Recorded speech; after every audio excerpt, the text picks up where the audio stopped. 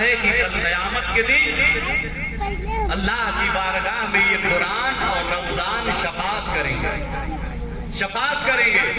قرآن کہے گا اے پروردگار عالم، میں نے اس کو سونے سے باز رکھا، یہ اٹھ کر کے راتوں میں کھڑے ہو کر کے قرآن عظیم کی تلاوت کیا کرتا تھا، تو کل قیامت کے دن یہ قرآن رب کی بارگاہ میں قرآن پڑھنے والی کی شفاعت کرائے گا، پھر اللہ اس کی شفاعت کو قبول کرے گا۔ تو قرآن عظیم کے قریب ہو جاؤ اے لوگو۔ یہ قرآن عظیم عرب کی دھرتی پہ میرے آقا علیہ السلام پہ نازل ہوا۔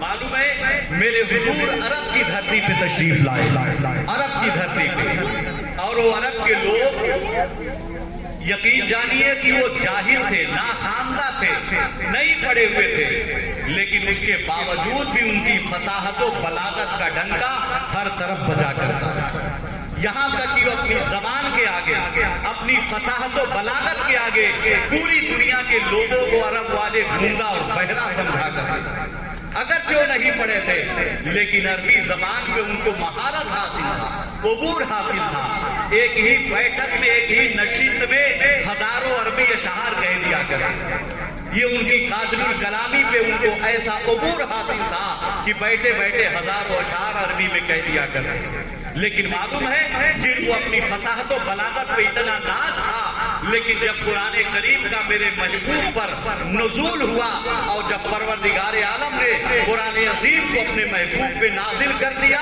تو میرے نبی نے عرب کی دھرتی پہ جب کفار مکہ کے سامنے قرآن پڑھنا شروع کیا تو بڑے بڑے بولنے والوں کی بولتی بھی بند ہو گئی، بڑے بڑے بولنے والوں کی بولتی بند ہو گئی۔ فصاحت و بلاغت سے بھرا ہوا یہ قرآن عظیم کا کوئی جواب نہ تھا اور عرب کے لوگ لا بھی نہ سکے، یہاں تک کہ ان کو اپنی زبان پہ بڑا ناز تھا۔ تو جب پیغمبر نے قرآن عظیم کو قوم کے سامنے پڑھا تو اس میں سے چند لوگ کہنے لگے یہ تو لگتا ہے کسی انسان کا بنایا ہوا کلام ہے، یہ کسی بشر کا بنایا ہوا کلام ہے۔ تو پھر قرآن نے انہیں چیلنج دیا کہ اے کفار مکہ، اگر تم قرآن کو کسی انسان کا کلام مانتے ہو تو فاتو بسورۃ من مثلہ، تو اس کے جیسے ایک سورت بنا کر کے لاؤ، ایک سورت بنا کر کے لاؤ، تنہا نہیں، اللہ کو چھوڑ کر کے پوری دنیا کے لوگوں کو شامل۔ اور یہاں تک کہ عرب کے لوگ قرآن کے جواب میں ایک آیت بھی بنا کر کے نہ لا سکے، ان کی زبان پہ اتنا عبور تھا اور اپنے آپ کو اتنا فصیح و بلیغ کہا کرتے تھے، بلکہ عرب میں ایک سال میں ایک میلہ لگتا تھا جسے بازار عکاظ کا میلہ کہا جاتا ہے۔ تو کیا ہوتا، اس میلے میں الگ الگ اسٹیج لگایا جاتا، بڑے بڑے شعراء آتے، عربی بولنے والے بڑے بڑے شعراء آتے، الگ الگ اسٹیج پہ بیٹھ کر کے اپنے اپنے شعر کو بولا کرتے، اپنے اپنے اشعار کو پڑھا کرتے تھے۔ تو جن کا سب سے اچھا اشعار رہتا تھا نا، تو ان اشعار کو سونے کے پانی سے لکھ کر کے خانہ کعبہ کی دیوار پہ لٹکا دیا جاتا، خانہ کعبہ کی دیوار پہ لٹکا دیا جاتا۔ پھر دوسرے دن بڑے بڑے شاعر آتے، اس شعر کو پڑھتے، تو کوئی اس میں کمی نکالتا، کوئی اس میں زیادتی کرتا، کوئی اس میں کمی کرتا، اپنی اپنی تباہ آزمائی کرتے، یہ ان کا مشغلہ تھا۔ لیکن ایک شخص نے رات میں سورہ انا اعطیناک الکوثر فصلی لربک وانحر ان شانئک هو الابتر پوری سورت لکھ کر کے خانہ کعبہ کے دیوار پہ لگا دیا۔ اب جب صبح ہوئی بڑے بڑے شعراء آتے، اب وہ سورت کو پڑھتے، انہیں کیا پتا تھا یہ تو اللہ کا کلام ہے، اب پڑھتے تو اس میں کمی نکالنے کی کوشش کرتے، زیادتی کرنے کی کوشش کرتے، لیکن ان کے سارے دماغ فیل ہو جاتے، لیکن نہ کوئی اس میں کمی کر پاتا، نہ کوئی اس میں پڑھا پاتا۔ یہاں تک کسی نے جا کر کے لکھ دیا یہ کسی انسان کا کلام نہیں ہے، یہ خدا کا کلام ہے، اس میں کوئی تبدیلی نہیں آ سکتی، کوئی تبدیلی نہیں آ سکتی۔ آئیے میں آپ کو بتاؤں، معلوم ہے جب میرے آقا پیغمبر اسلام صلی اللہ علیہ وسلم عرب کی دھرتی پہ تبلیغ کر رہے تھے اور دن بدن اسلام کے مارنے والے بڑھتے رہے، تو ابو جہل، عتبہ، شیبہ، یہ جتنے گرو گھنٹال تھے سب پریشان ہو گئے، اور ان لوگوں نے ایک مجلس مشاورت قائم کی اور کہا کہ ایسا ہے کہ کیسے اسلام کو روکا جائے، محمد عربی کے ماننے والے کو کیسے روکا جائے، ان کو مارا جا رہا ہے، ان کے گھروں کو جلایا جا رہا ہے، ان کے بچوں کو یتیم کیا جا رہا ہے، ان کو دنیا رہی ہے لیکن یہ ماننے کے لیے تیار نہیں ہے. دن بدن اسلام کی تعداد میں اضافہ ہوتے چلا جا رہا ہے. کیا کیا جائے؟ تو لوگوں نے عتبہ بن ربیعہ کو بلایا. یہ بہت بڑا فصیح و بلیغ آدمی تھا، شاعر تھا، قادر الکلام شاعر تھا، بلکہ اسے سہل البیان خطیب کہا جاتا تھا. کہا جاتا تھا کہ عتبہ بن ربیعہ کی آواز میں جادو ہے. وہ جب وہ کلام کرتا، جب وہ خطاب کرتا، جب وہ تقریر کرتا تو لوگ اش اش کرتے. تو کفار مکہ نے عتبہ بن ربیعہ کو بلایا اور کہا کہ تم بہت بڑے شاعر ہو، خطیب ہو اور تمہاری آواز میں جادو ہے. تم جاؤ محمد ابن عبداللہ کے پاس جا کر کے ان کو سمجھاؤ، ان کو مناؤ کہ وہ ہمارے خداؤں کی خداؤں کو برا بھلا نہ کہے، اپنے نئے دین کی تبلیغ نہ کرے. عتبہ بن ربیعہ گیا حضور کے پاس، جا کے کہا کہ اے محمد ابن عبداللہ، اگر آپ دولت چاہتے ہیں تو ہم پوری دنیا کی دولت آپ کے قدموں میں لا کر ڈھیر کر دیں گے. اگر آپ سردار بننا چاہتے ہیں تو ہم سارے لوگ آپ کو اپنا سردار منتخب کر لیں گے، لیکن خدا کے لیے ہمارے خداؤں کو برا بھلا نہ کہیے اور اپنے نئے دین کی تبلیغ نہ کہیے. جب اس نے یہ کہا نا تو پھر پیغمبر اسلام نے قرآن عظیم میں سے سورہ حام میم کی تلاوت شروع کی. جیسے پیغمبر سورہ حام میم کی تلاوت کر رہے تھے، عتبہ بن ربیعہ کانپ رہا تھا، اس کا جسم کانپ رہا تھا، اس کی دل کی دنیا زیر و زبر ہونے لگی. یہاں تک کہ بے اختیار عتبہ بن ربیعہ حضور کی طرف آگے بڑھا اور حضور کے دہنے مبارک پہ یوں اپنا ہاتھ رکھ دیا. کہا اے محمد ابن عبداللہ، اب اس کے آگے نہ بڑھنا ورنہ میرا کلیجہ پھٹ جائے گا. اب اس کے آگے میں برداشت نہیں کر سکتا.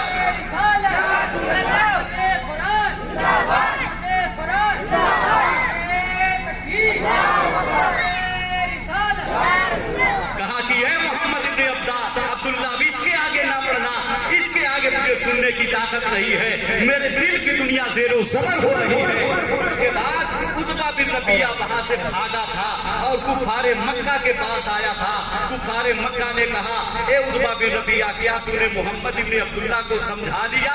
تو عتبہ بن ربیعہ نے کہا تھا اے لوگو، میں نے ایک ایسا کلام سنا ہے، نہ وہ کلام کوئی شاعری ہے نہ کوئی جادوگری ہے، بلکہ وہ کلام الہی معلوم ہو رہا ہے.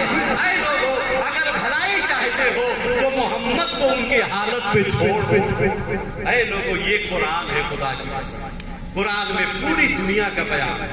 آج غیر ممالک کے لوگ، غیر مسلم قرآن پڑھ پڑھ کر کے اسلام قبول کر رہے ہیں، لیکن ہم اور آپ قرآن سے بہت دور ہیں. اللہ اکبر، قرآن میں ہر چیز کا بیان ہے. قرآن مکمل شفا ہے.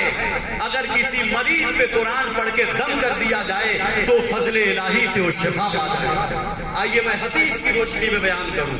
ایک دن حضرت ابو سعید خدری رضی اللہ تعالیٰ عنہ فرماتے ہیں کہ میں حضور کے ساتھ ایک غزوات میں جا رہا تھا. تو ہم لوگ ایک گاؤں کے قریب پہنچے تو گاؤں والے سے کہا کہ ایسا کہ ہم لوگوں کو آج رات یہاں ٹھہرنے کی اجازت دے دو اور ہم لوگوں کے لیے کھانے پینے کا چند سامان اکٹھا کر دو. تو گاؤں والوں نے کہا کہ ہم لوگ آپ لوگوں کو نہیں پہچانتے، ہم آپ کو یہاں نہ ٹھہرنے دیں گے نہ کھانے پینے کی کوئی سامان دیں گے. حضور نے کہا کہ قافلہ آگے بڑھاؤ. حضرت ابو سعید خدری کہتے ہیں کہ 40 افراد پر یہ قافلہ مشتمل تھا. کہتے یہ قافلہ آگے بڑھا، ایک دریا کے کنارے جا کر کے ہم لوگوں نے پڑاؤ دیا، وہیں پہ خیمہ نصب کر دیا. پھر کیا ہوا؟ کہتے ہیں کہ تھوڑی دیر کے بعد گاؤں کی طرف سے چند لوگ دوڑتے ہوئے آئے ہمارے پاس. جب قریب آئے تو ان لوگوں نے کہا کہ اے لوگوں، آپ لوگوں میں سے یہ بتائیے کوئی جھاڑ پھونک کرنا جانتا ہے؟ کوئی جھاڑ پھونک کرنا جانتا ہے؟ تو حضرت ابو سعید خدری کہتے ہیں کہ اس وقت تمام صحابہ میں میری عمر سب سے کم تھی، سب سے کم عمر تھی. میں نے کہا ہاں میں جھاڑ پھونک جانتا ہوں. تو ان لوگوں نے کہا کہ ہمارا جو مکھیا ہے اس کو سانپ کاٹ لیا، چلیے آپ جھاڑ پھونک کر کے اس کو صحیح کر دیں. تو حضرت ابو سعید خدری کہتے کہ میں چلوں گا لیکن ایک شرط پر. تو ان لوگوں نے کہا کون شرط ہے؟ تو حضرت ابو سعید خدری نے کہا کہ میں جھاڑ پھونک کر کے میں صحیح کر دوں گا لیکن اس کے بدلے میں مجھے 40 بکریاں چاہیے، 40 بکریاں چاہیے. تو ان لوگوں نے کہا ٹھیک ہے ہم آپ کو 40 بکریاں دیں گے. حضرت ابو سعید خدری کو وہ لوگ لے کر کے گاؤں گئے. حضرت ابو سعید خدری پہنچے, انہوں نے دم کیا, جھاڑا پھونکا, یہاں تک کہ وہ بکھیا صحت یاب ہو گیا, صحیح ہو گیا. اب 40 بکریاں ان لوگوں نے حضرت ابو سعید خدری کے حوالے کیا. 40 بکری لے کر کے جب قافلہ میں پہنچے تو قافلے کے لوگوں نے کہا کہ ہر آدمی ایک ایک بکری ذبح کر دے. حضرت ابو سعید خدری نے کہا کہ نہیں, ٹھہرو, ابھی ہم ذبح نہیں کریں گے. اس وقت حضور کہیں دور گئے ہوئے. کہا کہ جب حضور آئیں گے ان سے مسئلہ پوچھ لیں گے کہ یہ کھانا جائز ہے کہ نہیں, تب ہم ذبح کریں گے. تو تھوڑی دیر کے بعد میرے حضور تشریف لے آئے. تو حضرت ابو سعید خدری نے کہا یا رسول اللہ ایسا ایسا معاملہ ہوا. میں گیا اور شرط لگایا, میں نے کہا کہ 40 بکریاں دوں گا تب میں جھاڑ پھونک کروں گا. ان لوگوں نے مجھے 40 بکریاں دی, میں نے جھاڑ پھونک کیا, وہ آدمی صحیح ہو گیا, اللہ نے اسے شفا دے دیا. تو میرے آقا علیہ الصلوۃ والسلام نے فرمایا ابو سعید خدری یہ بتاؤ تم نے کیا پڑھ کے دم دیا تھا؟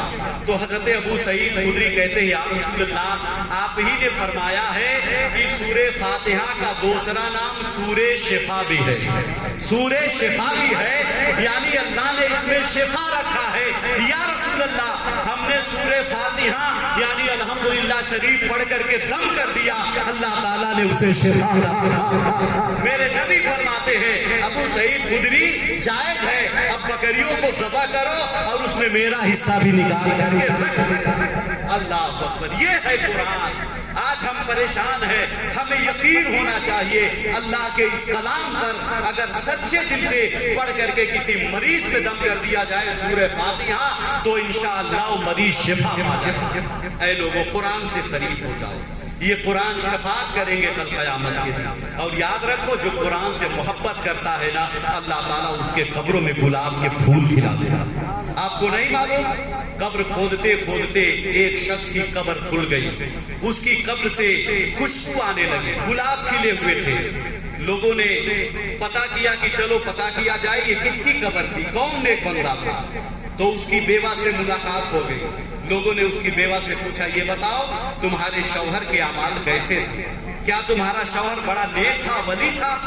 تو اس عورت نے کہا کہ میرا شوہر کوئی پڑھا لکھا نہیں تھا, جاہل آدمی تھا, لیکن وہ فجر کی نماز پڑھنے جب مسجد میں جاتا اور لوگوں کو دیکھتا کہ قرآن مجید لوگ کھول کر کے بیٹھے ہیں قرآن پڑھ رہے ہیں تو پھر وہ روتا اور روتے ہوئے مسجد سے گھر آتا اور الماری سے قرآن عظیم کو نکالتا, اس کو چومتا, آنکھوں سے لگاتا, سینے سے لگاتا, سر پہ رکھتا اور صبح صبح قرآن عظیم کو کھول کر کے بیٹھ جاتا اور قرآن عظیم کے سطروں پہ آیتوں پہ انگلیاں پھیرتا اور رو کے کہتا میرے مالک مجھے پتا نہیں کہ یہ کیا لکھا ہے, افسوس کہ میں قرآن پڑھ نہ سکا, لیکن مولا جو بھی لکھا ہے وہ سچ لکھا ہے, جو بھی لکھا ہے وہ حق لکھا ہے. مولا یہ تیرا فرمان ہے, جو بھی لکھا ہے سچ لکھا ہے. وہ بیوہ کہتی اس کی یہی معمول تھی, روزانہ قرآن عظیم کھول کر کے کہتا مولا یہ تیرا فرمان حق ہے, یہ تیرا فرمان حق ہے. تو اللہ رب العزت کو اس کی ادا اتنی پسند آ گئی کہ اس کی قبر میں جنت کی کھڑکیاں, اس کی قبر سے خوشبو آنے لگے. اے لوگوں اللہ توفیق دے تو صبح صبح اٹھ کر کے نہیں زیادہ تو 1-2 صفحہ ہی قرآن عظیم پڑھ کر کے ایک عمل بنا لے قرآن شریف پڑھنے کا. میں نہیں کہتا 1 پارہ 2 پارہ پڑھے, 4 ہی آیت پڑھ لے, 10 ہی آیت پڑھ لے, ایک معمول بنا لے تو انشاءاللہ ہماری دنیا بھی کامیاب ہوگی اور آخرت بھی کامیاب ہوگی. میں بہت بدائی دیتا ہوں ہم اپنے قاری عبدالقادر صاحب کو جنہوں نے بہت اچھے طریقے سے قرآن عظیم کو سنایا. حضرات قرآن عظیم یاد کرنا کوئی معمولی کام نہیں. ہم لوگ پیچھے کھڑے رہتے ہیں, ہم لوگ آرام سے سوتے رہتے ہیں اور تراویح پڑھتے رہتے ہیں, لیکن یہاں مصلی پہ کھڑا ہو کر کے 30 پارہ پڑھانا یہ کوئی معمولی کام نہیں. 30 پارہ اپنے ذہن و دماغ میں رکھنا یہ کوئی آسان کام نہیں ہے. اللہ جس پہ فضل کرتا ہے وہی حافظ قرآن, ورنہ ہمیں اور آپ کو دے دیا جائے کہ ہمیں دے دیا جائے 2-4 حرف یاد کر کے سنانے کے لیے تو میں کہتا ہوں مہینوں لگ جائے, نہیں یاد ہو پائے گا. تو یہ بہت خوش نصیبی ہے کہ اللہ تعالیٰ کسی کو قرآن عظیم کا حافظ بنا دے، کسی کو عالم دین بنا دے، کسی کو قاری قرآن بنا دے۔ سعید بھائی بہت خوش نصیب ہے کہ ان کا بیٹا حافظ قرآن ہوا۔ یقیناً ہر ماں باپ کو خوشی ہوتی ہے جب ان کا بیٹا حافظ قرآن بتاتا ہے اور مصلی پہ کھڑا ہو کر کے قرآن عظیم اللہ کا کلام لوگوں کو سناتا ہے تو یقیناً دل باغ باغ ہو جاتا ہے۔ ہمیں بھی چاہیے، سب کو بھی چاہیے اپنے اپنے بچوں کو اللہ کے کلام کی تعلیم ضرور دے، حافظ قرآن بنائے، دین کی تعلیم دے۔ اللہ تعالی ہم سب کو قرآن کے فیضان سے مالا مال فرمائے۔ استغفر اللہ ربی من کل ذنب و اتوب الیہ، لا الہ الا اللہ محمد رسول اللہ صلی اللہ تعالی علیہ وسلم۔